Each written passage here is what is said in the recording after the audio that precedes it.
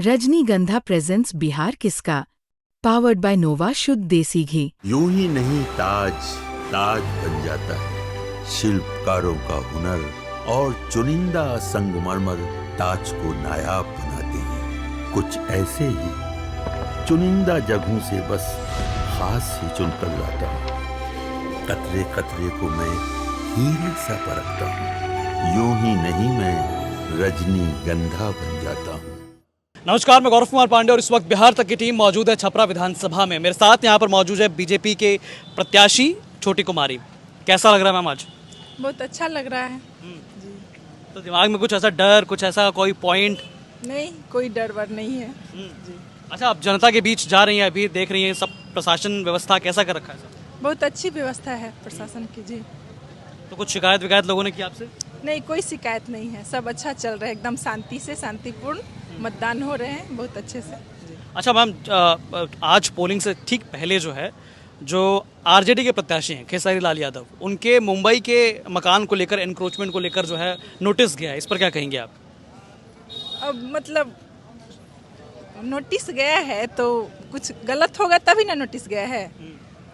कुछ गलत किए होंगे, मतलब इसीलिए गया है नोटिस, और क्या कहें। अच्छा, अब जिस प्रकार से आप शासन प्रशासन का पूरा व्यवस्था देख रही हैं यहाँ पर, तो लोग आपसे आकर बता रहे होंगे चीज़ें कि कैसा है कैसा नहीं है। कुछ महिलाएं बात कर रही हैं आपसे?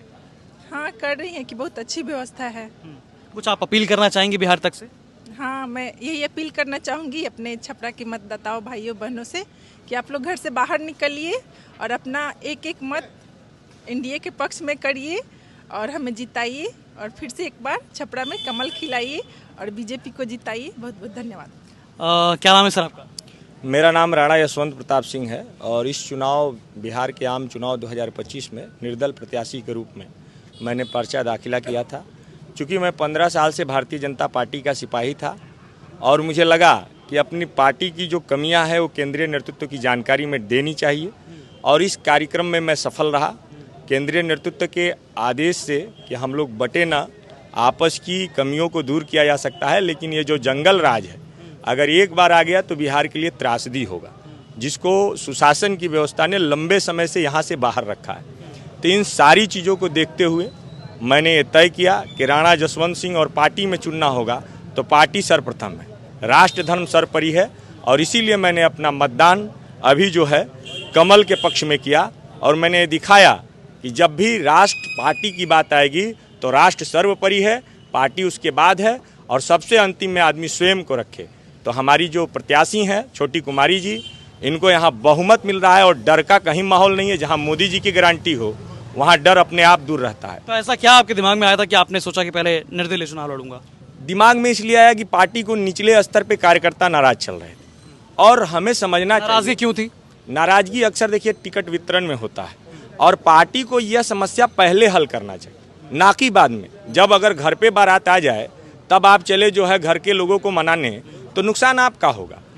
हर व्यक्ति की कुछ न कुछ आशा है और उस आशा के अनुरूप व्यक्ति कार्य करता है। अगर कार्यकर्ता कार्य करता है, उसके नाम पे वो कार्य करता है, तो उसके हिसाब से वो परिणाम चाहता है कि समाज सेवा को उसे अवसर मिले।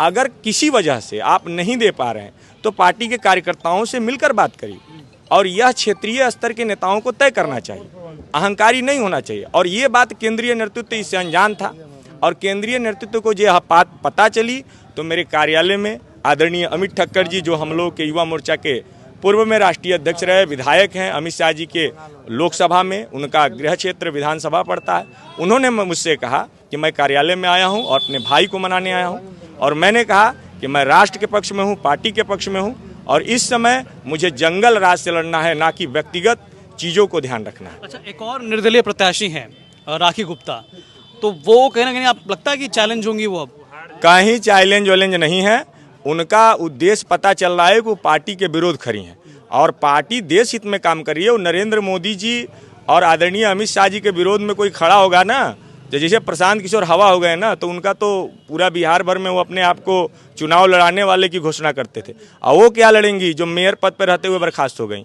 वो तो 420, 467, 68 के मुकदमे से अपने आप को बचाएं, और एक कहने से नहीं हो जाता है कोई विकास। जनता पर डबल पैसे का दबाव पड़ा, दोबारा उन्होंने चुनाव कराया। अगर वो जीत नाराजगी तो शुरुआत वहीं से थी टिकट वितरण को लेकर। नहीं, तो उनकी नाराजगी में कोई वो कंटेस्टेड नहीं थी, क्योंकि ऑलरेडी वो 420, 467, 68 की मुजरिम थी।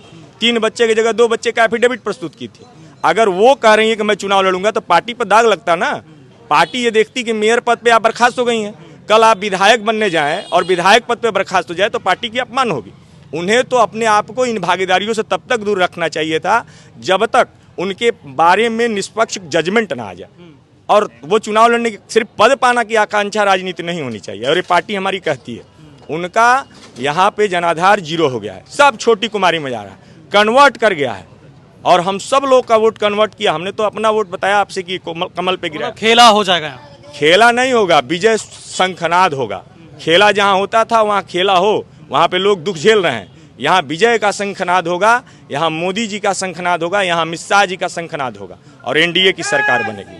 तो यहाँ पर हमारे साथ एनडीए की प्रत्याशी और साथ साथ एक निर्दलीय प्रत्याशी जो कि उनके समर्थन में जो है आ चुके हैं। और यहाँ पर साफ तौर पर आप देखिए किस प्रकार से, अगर आपने वोट दे दिया तो एक बार निशान, आपने वोट दे दिया अपने इलाके में जाके? अभी नहीं, अभी जाएंगे आप? अच्छा, पहले जलपान, तो पहले मतदान और फिर जलपान। पहले मतदान फिर जलपान। चूंकि माननीय प्रत्याशी जी सुबह से घूम रही थी, कार्यकर्ताओं की चिंता कर रही थी कि कहीं यहाँ थोड़ा जंगल राज का प्रभाव दिख रहा था, उसको साथ में लाना अपने लोगों को बहुत ज़रूरी था। इसलिए इनका सुबह से व्यस्तता हम लोग देख रहे हैं और इनके लिए हर कार्यकर्ता हर बूथ पे लगा है और विजय श्री का शंखनाद 14 नवंबर को जीत के साथ होगी। बिल्कुल, तो यहाँ पर दावा कर रहे हैं कि 14 नवंबर के बाद जो है चीज़ें स्पष्ट हो जाएंगी। तो बाकी तमाम ऐसी जानकारी और लेटेस्ट अपडेट्स के लिए आप देखिए बिहार तक। धन्यवाद।